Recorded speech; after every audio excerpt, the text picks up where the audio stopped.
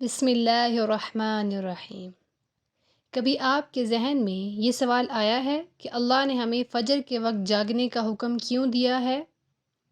کیا فجر کا وقت صرف عنقریب پڑھنے کا وقت ہوتا ہے؟ کیا اس وقت کے پیچھے ایک راز پوشیدہ ہے؟ وہ راز کیا ہے؟ اس راز کو جاننے کے لیے ضروری ہے کہ ہم پہلے نماز کے بارے میں جانیں، جو ہم پر دن میں 5 مرتبہ فرض کی گئی ہے۔ اور یہ 5 نمازیں کس طرح فرض ہوئی، اس کے پیچھے بھی ایک شاندار وجہ ہے، جس کا مظاہرہ سفر معراج میں اس وقت ہوا جب حضرت محمد صلی اللہ علیہ وسلم اللہ سے ملاقات کے لیے وقت کے انتہائی مختصر حصے میں 7ویں آسمان سے بھی آگے تشریف لے گئے تھے۔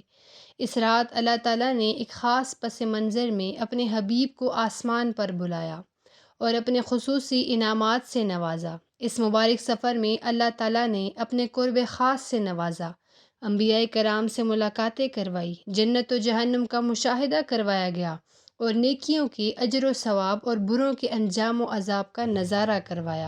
اس عظیم سفر میں بہت سے انعامات سے نوازا گیا، جن میں خاص انعام امت کے لیے نماز کا تحفہ بھی ہے، اور قیامت تک کے لیے انسانوں کو اپنے معبود اور خالق سے قریب تر کرنے کا عظیم تحفہ اور عبادت یعنی نماز اسی سفر میں عطا کی گئی۔ معراج کی رات جب آپ کو اللہ نے 50 نمازوں کا حکم دیا تو حضرت موسیٰ علیہ السلام کے کہنے پر آپ نے اللہ سے 50 نمازوں میں نرمی کی درخواست کی، اور ایسا کئی بار ہوا، یہاں تک کہ اللہ نے امت محمدی کے لیے دن میں 5 نمازوں کا حکم دیا، جس کے بعد بھی حضرت موسیٰ علیہ السلام نے آپ صلی اللہ علیہ وسلم کو 5 نمازوں میں کمی کے لیے اللہ کے پاس ایک بار پھر جانے کا مشورہ دیا، لیکن تب آپ نے فرمایا کہ میں نے اپنے رب سے کئی مرتبہ درخواست کر لی ہے، یہاں تک کہ اب مجھے حیا آ گئی ہے، اور اب میں راضی ہوں اور اس حکم کو ہر طرح سے تسلیم کرتا ہوں۔ ہر نماز پڑھنا ضروری ہے، اور یقیناً آپ کے لیے بھی نمازوں میں سب سے زیادہ مشکل نماز فجر کی نماز ہوگی، جس میں نیند کا غلبہ اس قدر ہوتا ہے کہ انسان بمشکل اٹھ پاتا ہے۔ لیکن دن کے اس خاص حصے میں جو راز پوشیدہ ہے، اسے جب آپ جانو گے تو یقین کریں کہ آپ فجر کی نماز کبھی چھوڑنا نہیں چاہیں گے۔ یہاں نماز فجر کے کچھ فضائل سماعت فرمائیں۔ 5 نمازوں میں سے سب سے اہم نماز فجر کی، اس کی اہمیت کا اندازہ اس بات سے لگائیں کہ اللہ تعالیٰ فجر کی وقت کی قسم اٹھاتے ہیں اور فرماتے ہیں، قسم ہے فجر کی اور 10 راتوں کی اور جفت اور طاق کی اور رات کی جب وہ چلنے لگے، یقیناً ان میں عقل مند کے لیے بڑی قسم ہے۔ حضرت عائشہ صدیقہ رضی اللہ عنہما سے روایت ہے کہ حضور اقدس صلی اللہ علیہ وسلم ارشاد فرماتے ہیں کہ فجر کی 2 رکعتیں دنیا و ما فیہا سے بہتر ہیں۔ یاد رکھیں کہ فجر کی باجماعت نماز ایک مسلمان کی صداقت اور اس کا ایمان پرکھنے کی کسوٹی ہے۔ عبداللہ بن عمر رضی اللہ عنہ فرماتے ہیں، ہم اگر فجر اور عشاء کی نماز میں کسی آدمی کو نہ پاتے تو اس کے بارے میں اچھا گمان نہیں رکھتے تھے۔ فجر کی نماز جہنم سے حجاب ہے۔ جناب رسول صلی اللہ علیہ وسلم نے فرمایا، جو شخص سورج نکلنے سے پہلے اور سورج ڈوبنے سے پہلے کی نمازیں یعنی فجر اور عصر پڑھتا ہے، وہ ہرگز جہنم کی آگ میں داخل نہیں ہوگا۔ فجر کی نماز جنت کی ضمان ہے۔ رسول اللہ صلی اللہ علیہ وسلم نے ارشاد فرمایا، جو شخص 2 ٹھنڈی نمازیں فجر اور عصر پابندی سے پڑھتا ہے، وہ جنت میں داخل ہوگا۔ فجر کی نماز نہ پڑھنے پر وعید۔ حضرت عبداللہ رضی اللہ عنہ سے روایت ہے کہ جناب رسول اللہ صلی اللہ علیہ وسلم کے سامنے ایسے شخص کا تذکرہ کیا گیا جو صبح ہونے تک سوتا رہتا ہے، یعنی فجر کی نماز ادا نہیں کرتا ہے، تو آپ صلی اللہ علیہ وسلم نے ارشاد فرمایا، ایسے شخص کے کانوں میں شیطان پیشاب کرتا ہے۔ فجر کی نماز کے لیے کس طرح اٹھیں؟ نمبر 1، رات کو حتی الامکان جلدی سوئیں۔ نمبر 2، سوتے وقت فجر کی نماز جماعت سے ادا کرنے کا پختہ ارادہ کریں اور ارادہ کرنے میں مخلص بھی ہوں۔ نمبر 3، ایسے اسباب اختیار کریں جن سے فجر کی نماز کے لیے اٹھنا آسان ہو، مثلاً الارم والی گھڑی میں مناسب وقت اور الارم سیٹ کر کے اس کو مناسب جگہ پر رکھیں۔ اگر ان امور کی رعایت کر کے سوئیں گے تو انشاءاللہ فجر کی نماز جماعت کے ساتھ ادا کرنا آسان ہوگا۔ پھر بھی اگر کسی دن اتفاق سے بیدار ہونے میں تاخیر ہو جائے تو جس وقت بھی آنکھ کھلے سب سے پہلے نماز ادا کر لیں۔ انشاءاللہ تاخیر کا کوئی گناہ نہیں ہوگا، لیکن اس کو معمول بنانا گناہ پر مداومت کرنا ہے، جو کسی بھی طرح جائز نہیں ہے۔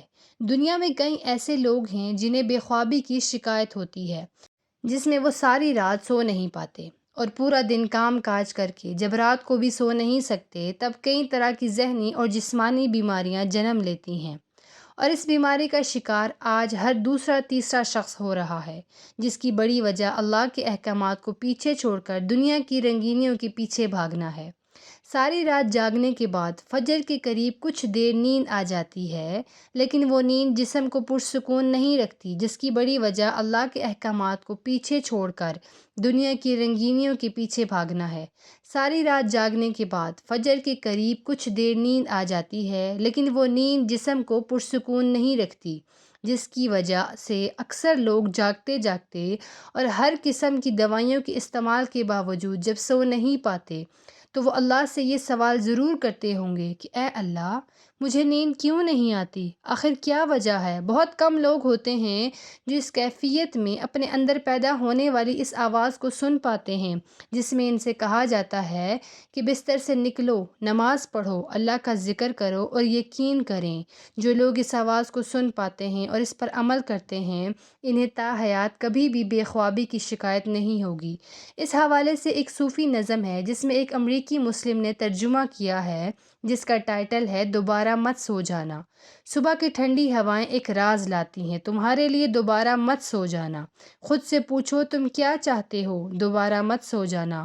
لوگ دروازے کی چوکھٹ سے آ جا رہے ہیں، جہاں دو دنیایں ملتی ہیں، وہ دروازہ گول اور کھلا ہے، دوبارہ مت سو جانا۔ اس نظم میں بیان کردہ دروازہ ہماری دنیا اور اس دوسری دنیا کا ہے جہاں سے فرشتے ہر صبح اور شام کو اترتے ہیں، جن کا ذکر اس حدیث پاک سے ملتا ہے جس میں آپ نے فرمایا ہے کہ رات اور دن میں فرشتوں کی ڈیوٹیاں بدلتی رہتی ہیں، اور فجر اور عصر کی نمازوں میں ڈیوٹی پر آنے والے اور رخصت پانے والوں کا اجتماع ہوتا ہے۔ پھر تمہارے پاس رہنے والے فرشتے جب اوپر چڑھتے ہیں تو اللہ تعالیٰ پوچھتے ہیں، حالانکہ وہ ان سے بہت زیادہ اپنے بندوں کے متعلق جانتا ہے، کہ میرے بندوں کو تم نے کس حال میں چھوڑا؟ تو وہ جواب دیتے ہیں کہ ہم نے جب ان کو چھوڑا تو وہ فجر کی نماز پڑھ رہے تھے۔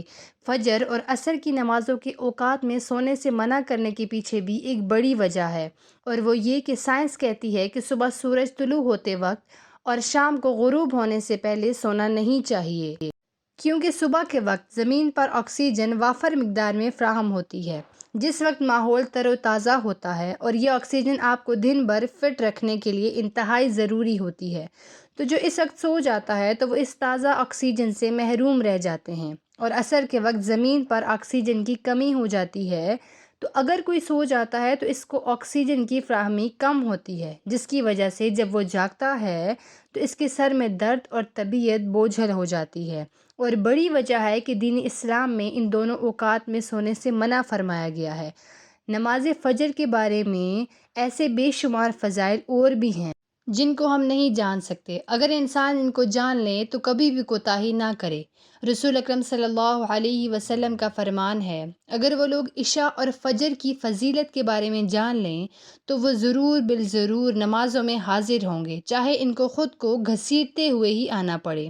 اب آپ خود اندازہ کیجئے کہ ایک طرف ان دونوں نمازوں کی کتنی فضیلت و اہمیت ہے، اور دوسری طرف ان کی ادائیگی میں کتنی سستی اور لاپرواہی برتی جاتی ہے۔ اللہ تعالی ہم سب کو 5 وقت نماز پڑھنے کی توفیق عطا فرمائے، آمین۔